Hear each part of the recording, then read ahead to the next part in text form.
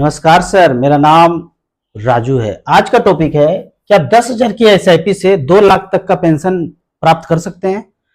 मान लेते हैं कोई भी जॉब में है, छोटा मोटा काम कर रहे हैं, लेकिन धीरे धीरे करके सैलरी बढ़ जाता है और उससे 10,000 रुपये पर मंथ बचा पाए। मान लेते हैं अभी एज 30 है और 25 साल तक एसआईपी चलता रहा। 55 साल के एज में चाहते हैं कि फाइनेंशियल फ्रीडम मिल जाए, रिटायरमेंट ले लें और आराम से जिंदगी आगे काट सकें।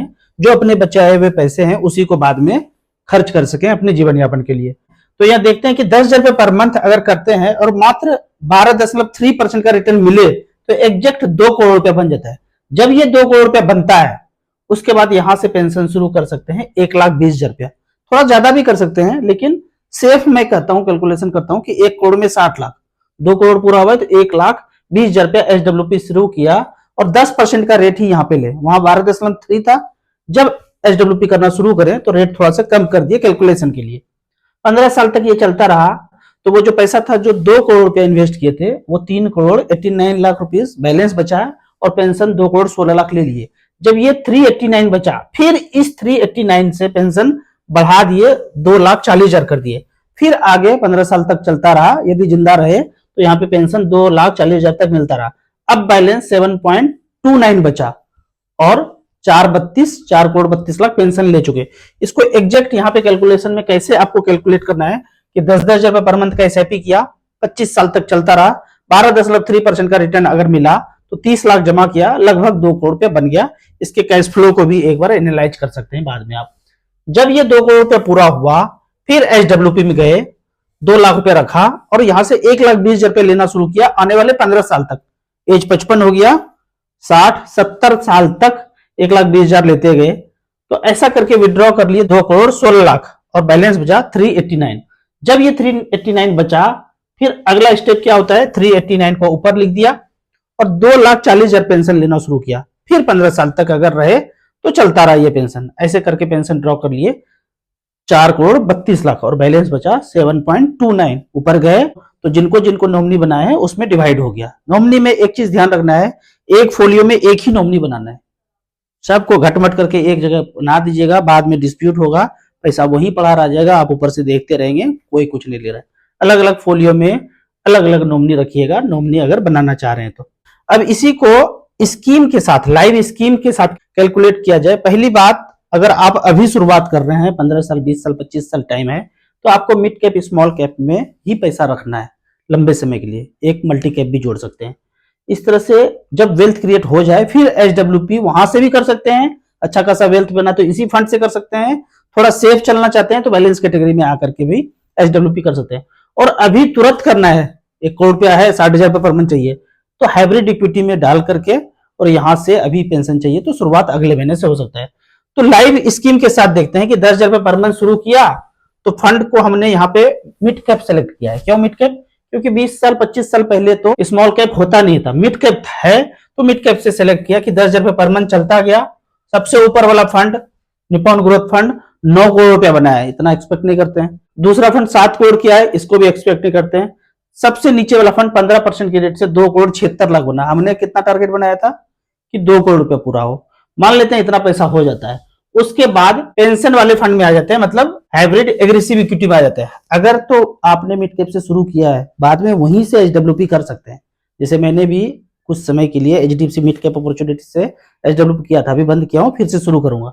तो वहां से भी शुरू कर सकते हैं जो फंड से किए थे, लेकिन मैं कैलकुलेशन के लिए थोड़ा सा सेफ फंड से कैलकुलेट कर रहा हूं कि 2 करोड़ रखा और 1,20,000 रुपया लेता गया आने वाले 15 साल तक। तो ये रिकॉर्ड है पीछे का 2010 से लेकर अब तक। और मैं fund SBI hybrid equity calculation के लिए यहाँ पे दिखा रहा हूं कि 2 करोड़ रखा और 1,20,000 रुपये लेना शुरू किया तो 2 करोड़ 16 लाख विड्रॉ कर लिए और बैलेंस बच गया 5 करोड़ 67 लाख। फिर इससे पेंशन डबल करना है तो 567 को ऊपर रखेंगे। जब 15 साल के बाद जितना पैसा बचेगा वहां से फिर नया पेंशन मतलब डबल करके बढ़ा सकते हैं। यहाँ पे लाइव स्कीम ने 12.43% का रिटर्न दिया है एसबीआई के। दूसरे फंड और ज्यादा रिटर्न दिया है, 15.62% का रिटर्न यहां मिला है। 13.51 का अगर देखा जाए तो एचडीएफसी हाइब्रिड इक्विटी और आईसीसी इक्विटी ने दिया है। तो बराबर बराबर डिवाइड करके 3-4 फंड में लगा देंगे। तो इस तरह से करके स्कीम को आप एनालाइज कर सकते हैं।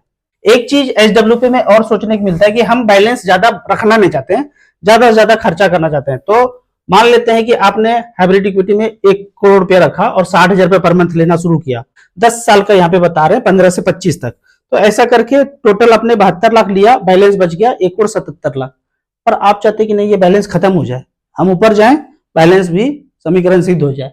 तो 60 ना लेके हम अगर ज्यादा ले लें, 1,20,000 ले लेते हैं। 1 करोड़ रखा, 1,20,000 रुपये पर मंथ लेना शुरू किया। ये रिकॉर्ड कब से कब तक है? वही 2015 से अब तक। तो इसके कैश फ्लो में जाएंगे अगर, तो 1,20,000 रुपया लेना शुरू किया तो 1,44 ले लिया और यहाँ पे बैलेंस मात्र 28,76,000 बचा। कैश फ्लो में जाएंगे तो पता चलेगा यहां से लेना शुरू किए और धीरे धीरे जो 1 करोड़ रुपया है वो कम होता चला गया। कम क्यों हो रहा है? क्योंकि ज्यादा पैसा ले रहे हैं। जहां 60-70 हजार लेना चाहिए वहां 1,20,000 ले रहे हैं। तो यहाँ पे बैलेंस 10 साल के बाद देखते हैं धीरे धीरे धीरे धीरे कम होता चला गया और लास्ट में बचा है 28 लाख। 2 साल और चलेगा, ये 28 लाख भी खत्म हो जाएगा। तो इस तरह से करके अगर बैलेंस नहीं बचाना है, जरूरत ही नहीं है, जितना पैसा आए खर्च करना है, तो इस हिसाब से बाद में पेंशन को बढ़ा भी सकते हैं। अब यहाँ पे कुछ कमेंट्स को लेते हैं। कमेंट्स में पहला क्वेश्चन है, सर यदि फंड मैनेजर म्यूचुअल फंड का बदल जाए और उसके जगह कोई नया फंड मैनेजर आता है तो इसका क्या गारंटी है कि जितना रिटर्न पहले वाले ने दिया था आगे वाले भी देगा? ये तो कोई गारंटी नहीं है। लेकिन आप चेक करेंगे अगर ना, रिलायंस म्यूचुअल फंड था, अभी निपॉन बदल गया, काफी फंड मैनेजर पहले थे, मधुसूदन केला और सुनील सिंघानिया, काफी लोग थे जो Reliance growth fund, Nippon small cap इस तरह से चला रहे थे। लेकिन हटने के बाद हमने तो ज्यादा रिटर्न ये नहीं देखा कि गिरता हुआ नजर आ रहा है, जैसा था वैसा ही चलता आ रहा है। एचडीएफसी में भी देखेंगे काफी सारे फंड मैनेजर चेंज हुए। तो बहुत ज्यादा जो बड़ा एएमसी हो जाता है ना, तो वो प्रोसेस को फॉलो करते हैं। फंड मैनेजर का रोल बहुत ज्यादा नहीं होता है, एक प्रोसेस तय बना हुआ है, उसी प्रोसेस से सबको फॉलो करना है। फिर भी फंड मैनेजर का कॉल जरूर फर्क पड़ता है। देखा गया है कि फंड से फंड मैनेजर निकला तो फंड जो है परफॉर्म करना कम किया। तो ऐसे स्थिति में क्या करेंगे? इसीलिए बोलते हैं कि डाइवर्सिफाइड करके रखिए। अगर 10,000 रुपया का एसआईपी है, 2,000 का 5 ले लीजिए। 15,000 का है, 3,000 का 5 लीजिए। 10 भी ले सकते हैं, 10 से 12 फंड रहे, कोई प्रॉब्लम नहीं है। ये डाइवर्सिफिकेशन इस तरह से करेंगे तो फंड मैनेजर का रोल भी थोड़ा थोड़ा खत्म हो जाएगा। तो फंड मैनेजर का जो ऊपर नीचे का रिस्क होगा वो भी मिनिमाइज हो जाएगा लॉन्ग टर्म में। नमस्कार राजू सर, मैं म्यूचुअल फंड में 2 साल से एसआईपी लमसम कर रहा हूं। मेरे करंट पोर्टफोलियो में 6 लाख है, अभी मार्केट हाई है, मेरे पास 1 लाख रुपए लमसम है, वेट करूं या इन्वेस्ट करूं? कभी भी वेट नहीं करना है, हमने कभी वेट नहीं किया।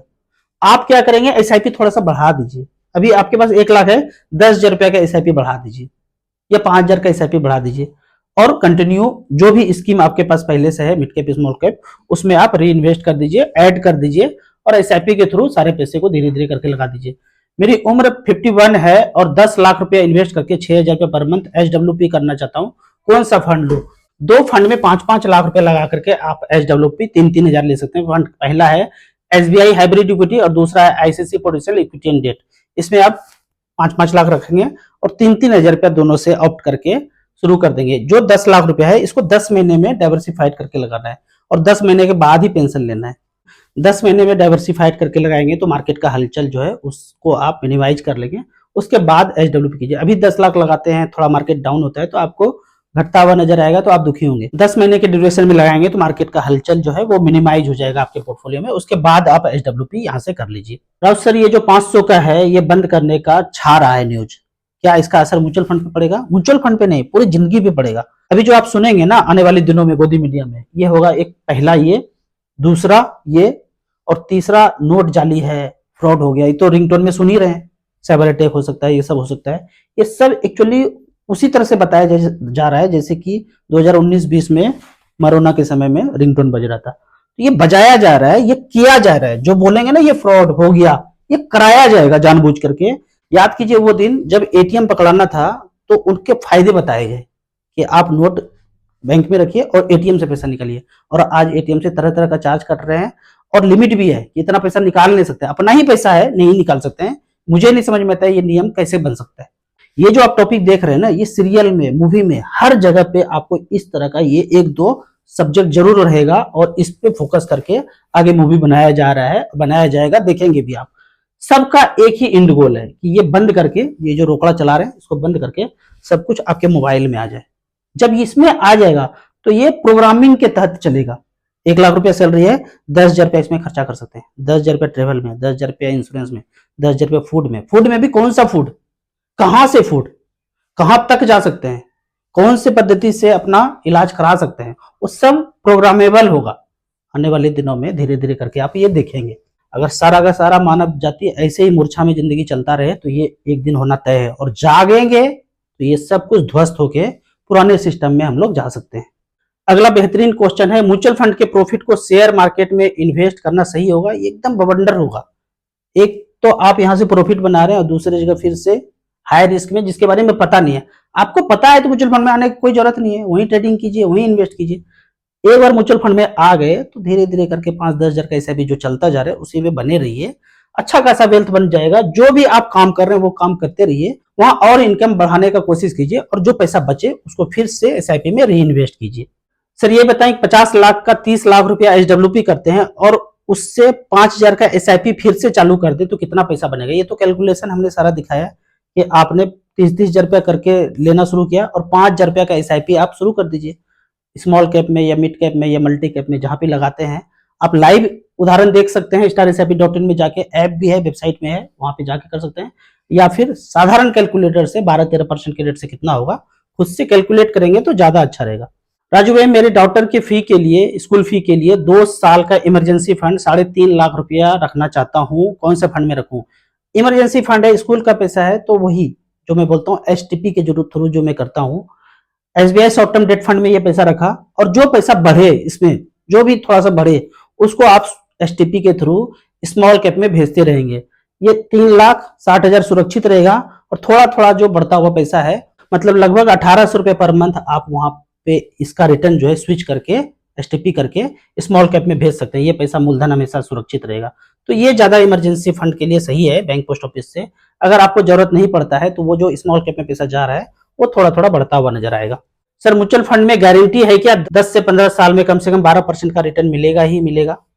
2% का भी रिटर्न का गारंटी नहीं है, और 30% तक का भी कोई गारंटी नहीं है। 70%, 80% तक भी एक साल में मिला है, और 10-15 साल में अगर देखा जाए, आप अलग अलग स्कीम का रिटर्न देख लीजिए 10-15 साल में क्या हुआ है।